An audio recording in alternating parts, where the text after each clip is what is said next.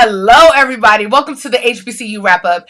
I am your girl, LadyT. As you have seen, I am shining lights on some of the HBCUs within the area. There are about 106 HBCUs around the country, and I wanted to talk to different people from different HBCUs. You already know the historically black college and university I am repping, the illustrious Morgan State University, but I can't do it myself. There is so much greatness at Morgan State University that I wanted to have them tell their experience. So I have one of my favorite people who is going to talk about his experience. Hello. Hi, what's going on? Can you introduce yourself to the people and let them know a little bit about your HBCU experience? Absolutely.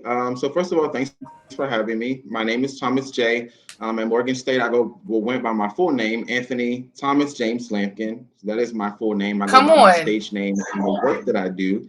But I attended Morgan State University, graduated from Morgan State University Hmm. in 2015 as a broadcast and integrated media production major out of the School of Global Journalism and Communication. Okay.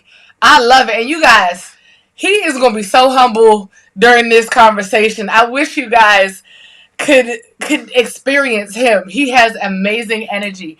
So, Anthony, tell the people, what was your college tour experience like? Because for some, at HBCU wasn't even on their radar. Was it on yours? Yeah, so that's a great question.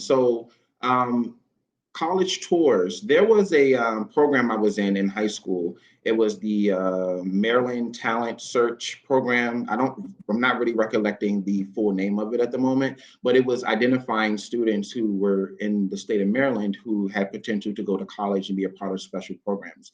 I went to Bladensburg High School, by the way, and so I'm the first in my family to go to and graduate from college, and so I didn't have much knowledge about what to look for as far as colleges with particular majors that I might be interested in or any extracurricular activities I might be interested in. I didn't know anything about geographical locations, about rival schools. I didn't know about homecomings or Division One football. I didn't really know much about it because I'm the trailblazer of my family, the oldest of Yeah. four. So I have three younger sisters, coming behind me. So it was important for me to figure out like what am I going to do for college. And so I went on a couple of tours through that program. We went to the University of Maryland College Park.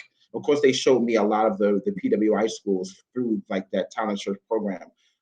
So I wasn't afforded the opportunity to visit any HBCU on a tour my senior year or junior year of high school because those opportunities just weren't made available to us. And Yeah. so my journey to Morgan kind of happened a little unorthodox. My assistant principal at the time, shout out to Mr. Morrell Come on. from Bladensburg, he is an alum of Morgan, and I had heard through the grapevine, through the whispers in the hallway, that Yeah. he was getting people accepted to Morgan. And so I was just like, yo, I need to go to college. Like, what's the next step? Like, it can't be, working at fast food restaurant or H&M and kind of thing. I need to go. I need to give me a serious career. Like, I have something, I have a gift, I have a talent, but I need to, nurture that. And I can't do it by myself, and I can't do it in the current environment that I'm in because I'm not able to kind of see beyond the neighborhood, beyond the Yeah. county. You know what I'm saying? So he, long story short, I went to his office. I'm like, hey, Mr. Morrell, I know you only see my face a couple times, but like I heard you were getting people into Morgan. I really need to go to college.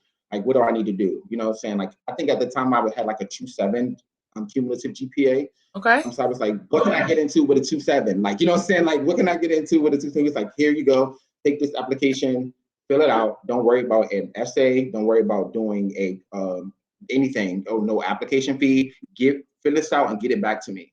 And I did that, got it back to him, and literally maybe like a week or so, I got an admission letter. A recruiter came to my home. Actually, a recruiter came to my home, and this was right before the new communications building was built. And we talked about the communication school. I told him I wanted to go into radio, and then I really had a high interest in that. And I got accepted, got a war package, and the rest was like, as they say, history. Let's go. I love asking about that initial um and that initial experience where an HBCU was put on their radar because it has become apparent to me that everybody had different experiences. Some went because of somebody they were inspired by. Some went because their parent was like, "Listen, that's where the money is at." So Mhm. that is awesome to see. And you said something that really stuck out to me. So you said you knew you wanted to go into radio, and you knew that the communication building was coming up and stuff like that at Morgan State University. How did you nurture that passion and make it your career with Morgan State? Yeah. The questions are really good. Um, And this straight off the dome. so I learned from the best. yeah, this is so sweet. So a lot of I'm fortunate enough to be secure in who I am and what I want to do as far as a career. And I've known that very early on in life.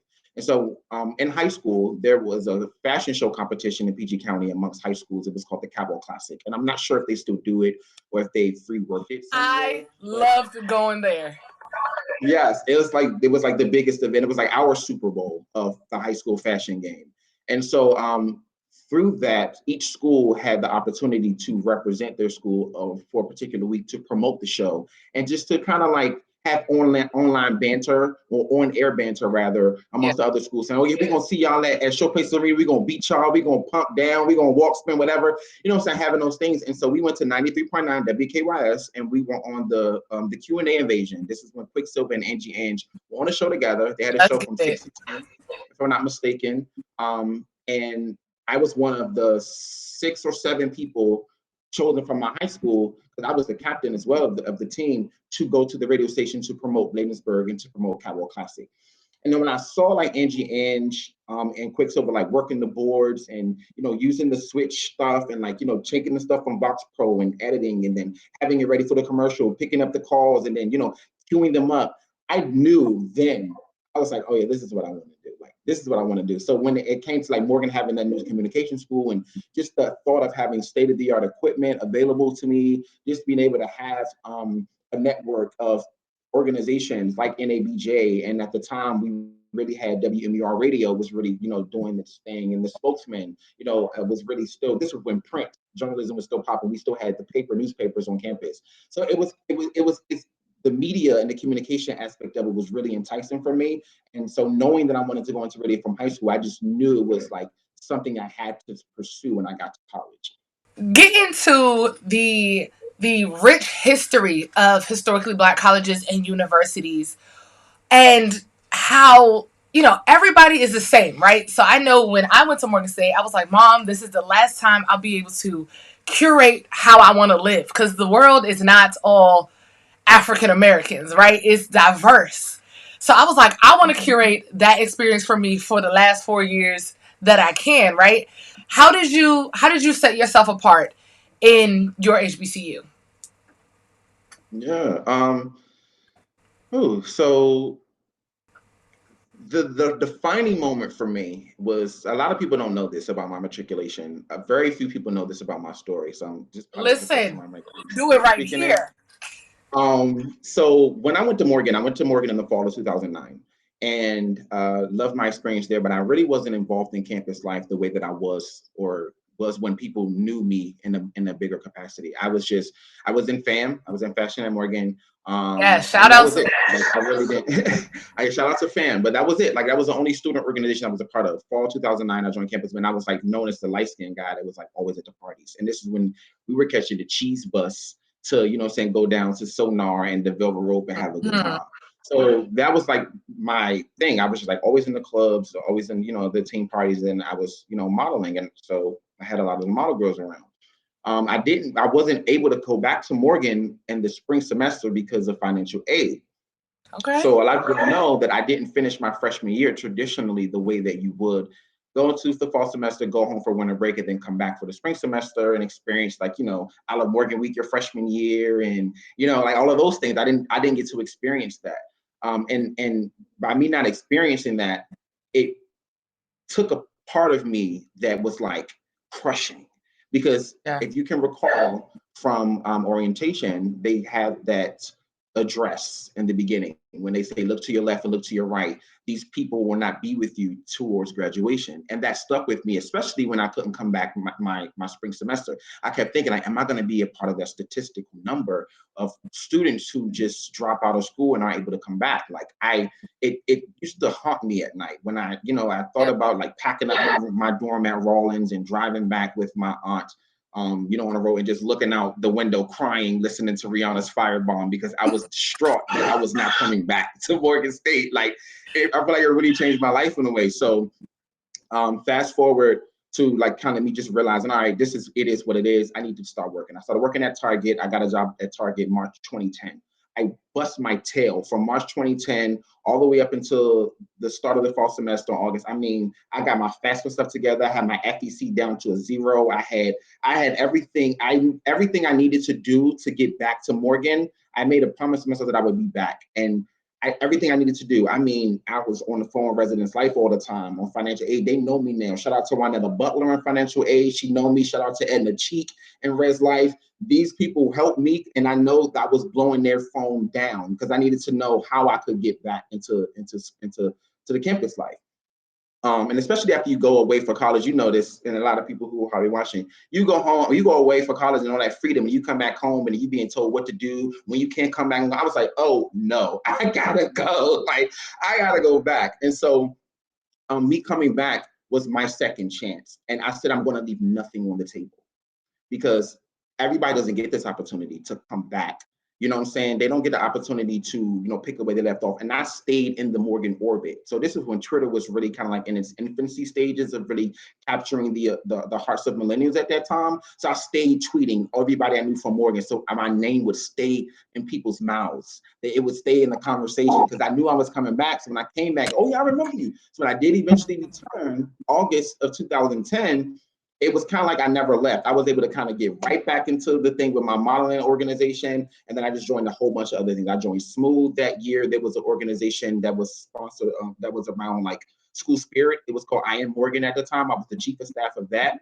I was the vice president of the Inter-Residence Council for Rawlings Hall.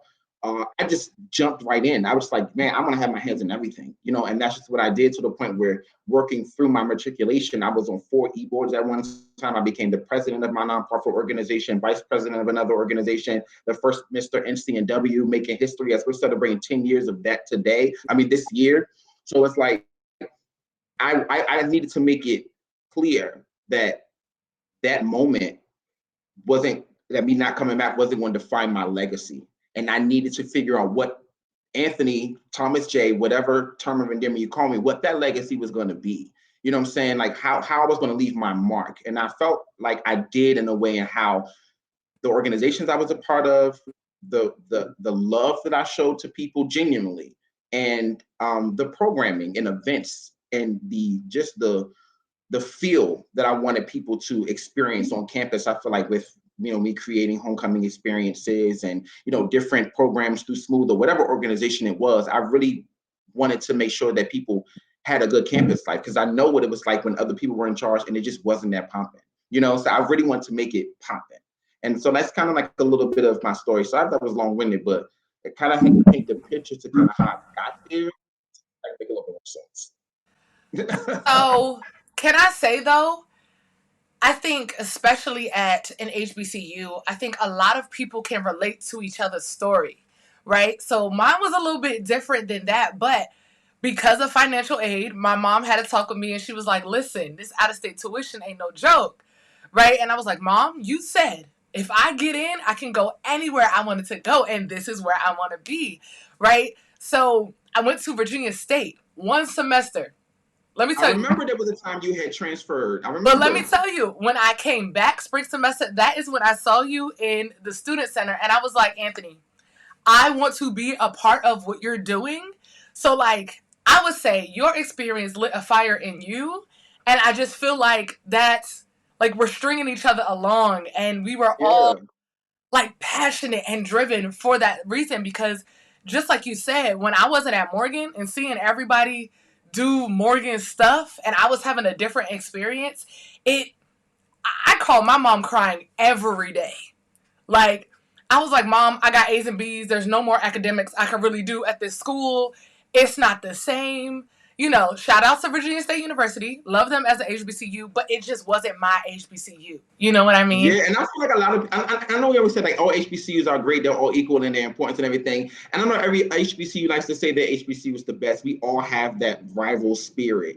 And there's just something uniquely different about the Morgan State experience that I just feel like people don't recognize. It's very underrated when you think about top HBCUs. And we always have the same ones in contention, but our student life experience is bar none. You know Absolutely. what I'm saying? Especially now that we have the people who are in place now for admin, like they are advancing it far beyond what they would have allowed us to do when we were there. So just it was lit when we were there. So imagine just the things that they're able to do now. It's like I know, and we love all the HBCUs. It's just Morgan. You have to go there and experience it. There's a reason why people leave and come back. There's a reason why people who dropped out still claim it as if they graduated themselves. There's a That part. reason.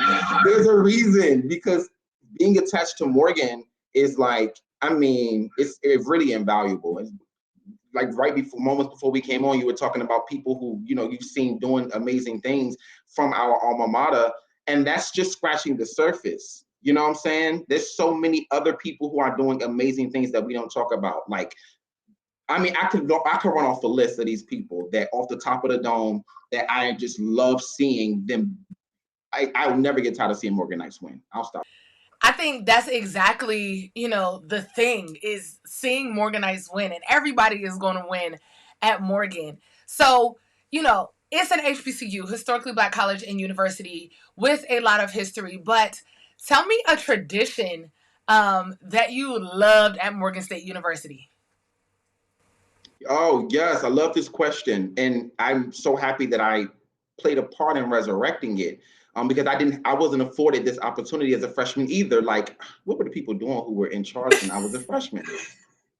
So there's an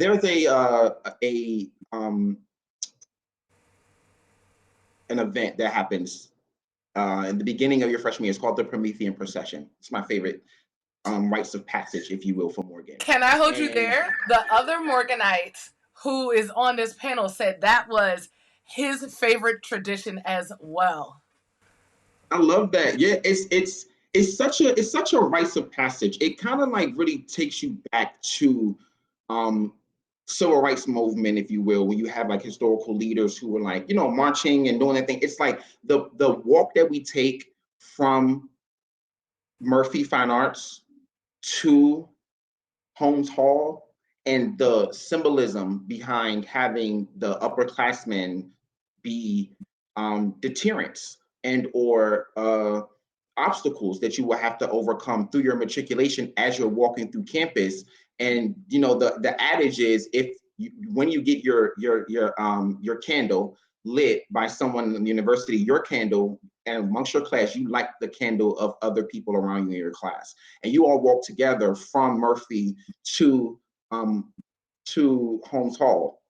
And as you're walking, the upperclassmen are blowing the candles out, you know, and trying to, you know, disrupt your matriculation. Because if your candle goes out, then you'll have a horrible 4 years at Morgan. That's the adage. And if you keep it, then you'll have an amazing 4 years at Morgan.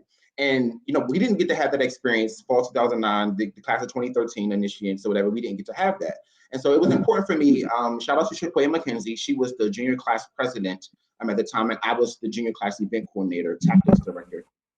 So back to school week was happening, and I was like, yo, I really feel like we should partner with Residence Life to get them a part because they touched the freshman class before anybody. Let's get them a part of this. We can sponsor the Promethean Procession, but let's get them to do it. You know what I'm saying? So that way we can partner together. And shout out to Justin Hall. He was so open with the idea at the time, and we really put it together. It was like, I think we went 2 years without having one. The fall, the class of 2015. So if you started Morgan fall 2011, that was the first year that it was brought back. And just to see that, it made me feel proud that I played a part in resurrecting the tradition, but it was by far my favorite moment because it's like leaving something behind for the university that gave you so much. Yes, absolutely. So, what is something from your HBCU that you have taken with you now? Like, After graduation, what is something that your HBCU has given you that has stuck with you? Yeah. The biggest thing that Morgan has given me in as far as like I've taken with me into my professional career is the art of connection. And it's not connection in the sense of just like your network, but truly just making a connection to people, things, your work. Everything should be connected to the core of who you are, and the things you do should be an extension of you. And so Morgan is an extension of me. It is me, honestly. I'm like it's so much of me because I became a man in Baltimore and Morgan. Like, it was kind of like, yeah, I was a boy and I came out like a man, knowing way more about myself and being more comfortable, and owning my power and owning, my greatness and recognizing like I'm unlike a lot of people, but there were people around me that helped nurture that. They weren't trying to shrink me. They were elevating me because they recognized kind of like if we like this guy wins, we all win. Like it was kind of like we all can like come up together. And so this the connection like helped me with when I became a teacher in North Carolina. It helped me like kind of relate to kids because kids only knew about North Carolina A&T, or if they knew about Central, they never would have heard about a Morgan State had Mr. Lampkin not been teaching in that moment. And I was so blessed to be able to have a student from the school that I taught at become a Morganite, and she's graduating. So those are moments that like connect Morgan to life post it. Even when we working at SoFi and stuff like now, and I kind of just recognizing how you have to interact with people and just how things all are intertwined has been something I've taken with me, and it'll probably be staying with me forever. Oh, you're warming my heart. You're warming my heart. I love it. Anthony, I want to say thank you. Thank you for um, your footprint at Morgan State. Thank you for trailblazing things at Morgan State. You are definitely, and I'm telling you, I gas you up all the time, and I mean it genuinely. You are one of those people that I feel like will never be forgotten in Morgan history. You know what I mean? So shout out to Thank those who you. have gotten to experience you at Morgan State while you are matriculating and things of that nature. And just as you said, I love seeing Morganites win, and you are winning, and I love it. So Thank you thank you. so much. You guys, that was the Morgan State representative for the HBCU wrap up. It's your girl, Lady T. Do your research, okay? Do your research, talk to people, take a tour, right? So there are predominantly white institutions, and there is also historically black colleges and universities that are rich in history and experience, and some experiences that you can't get at other colleges. But if nothing else, I hope this sparked your interest with historically black colleges and universities. I'm your girl, Lady T. Thanks for watching.